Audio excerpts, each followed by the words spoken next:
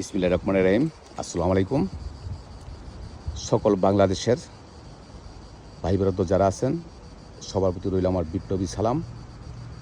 আমি লাইভ আসার একটাই কারণ, আমাদের বাংলাদেশে প্রত্যেকটা ডিস্ট্রিক্টে, প্রত্যেকটা ইউনিয়ন, প্রত্যেকটা গ্রামেই আমরা দেখতেছি যে কিছু লোক বিএনপিতে এসেছেন, বিএনপি করতেছেন। আওয়ামী লীগের আমলে আওয়ামী লীগ, বিএনপির আমলে বিএনপি।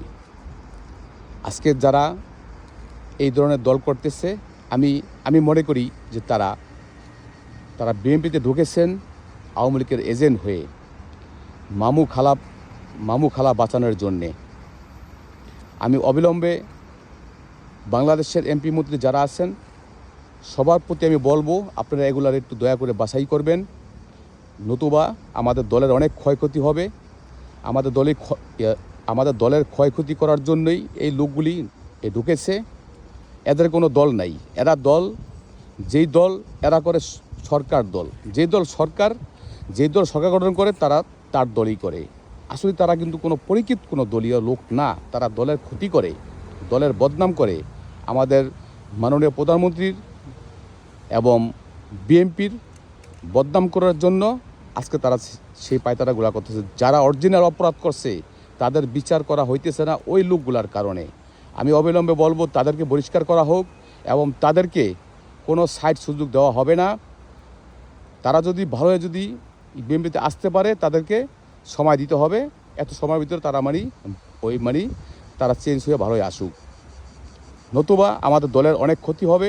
এগুলা আমাদের এমপি মধ্যে যারা আছেন, কেন্দ্রীয় জগতে যারা আছেন, উপর লেভেলে যারা আছেন এবং আমাদের মাননীয় প্রধানমন্ত্রী ডানিয়াত বাবদ যারা আছেন, তাদের প্রতি আমার একটু এই কথাটা তাদের প্রতি বলা যে আপনারা সবসময় নজর রাখবেন। সিনিয়র যারা আছেন আপনারা সবাই এই কথাগুলি নজর রাখবেন যে আমাদের দলের ভিতরে ভাইরাস যাতে না ঢুকতে পারে। কোনো ভাইরাস দলে রাখা যাবে না।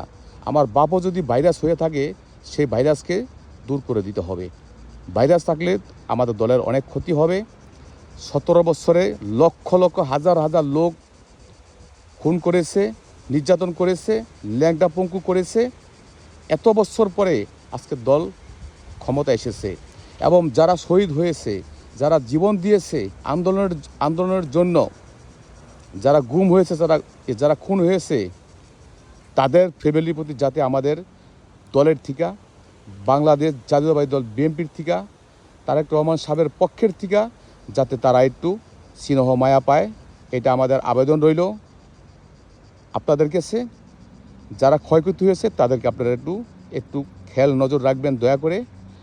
আমি আর বেশি বয়স করব না, অনেকক্ষণই কথা বললাম।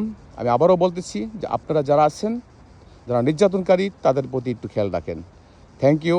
আসসালামু আলাইকুম।